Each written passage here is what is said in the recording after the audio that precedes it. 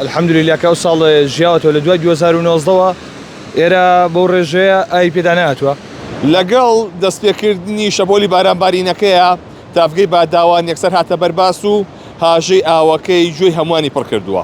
ئەمە تافگەی باداوانە لە ناحەی خەلەکان کەی بینی ئەم دیمەنانە دڵەیەکرێتەوە زۆر تایبەتە. ئەمە ساڵانێکی زۆرە کە بەم شێوازە هاوڵاتیان ئەمەیان نەبینیوە کە دیمەنێکی زۆر تایبەتی هەیە. ئەگەر هاوکارمێنەکان گوێزێتەوە کەمێک گوێ لە هاژەی ئاوەکەی بگرن مێشکێ بە تەواوەتی ئارامە بێتەوە. لێرەشەوە ئاوەکە دەچێتە خوارەوە و چەندی کانیاوی دیکەش لە دەوروبەری ئەم تافگەیە تەقیبن. لێرە چەند هاوڵاتیشی لێسڵاوە لێبێ چۆن بوو ئەمڕۆ هاتن بۆ ئێرە لەکوێ هاتووی؟ وەڵا لە خەلەکانەوە لە خەلەکانەوە بێت ئێرەوە. ئەمە دەمێکە نەبینی و ئەم دیمەنە؟ ئارە وەڵا ئەوە چەند جارێکە سەردانی ئێرە دەکەین تافگەیەکی شوێنێکی خۆشە. الحمد لله کە ئەو ساڵ ژیاوەتەوە لە دوای 2019ەوە ئێرە بەو ڕێژەیە ئای پێداناتوە.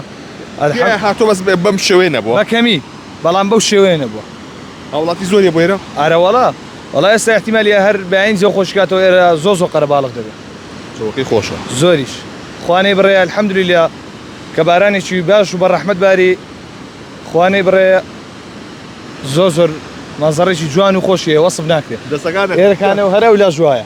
بەڵێ لێوێشەوە هەر بە هەمان شێوەیە چە شوێنی تریشە تەقیوە. سپاس بۆ تۆ بەخۆشیتان بێ. بەڵێ ئەوە دیمەنەکان لێش کانیا و تەقیوە بە شاخەکەەوە لە خوارەوە بە هەمان شێوە لە شوێنێکەوە ڕووی ئاوێتە خوارەوە.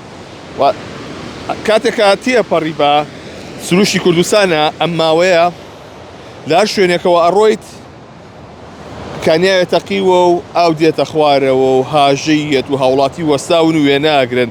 نەمێت ئەو دیمەنە ببینن. ئەمەنە جوانە دڵەکا بە ئاو خۆشی ئاو وێتە خوارەوە. کاتێکە سەردانیم شوێنانشەکان تکایە پاکوخاوێنی پارێزن.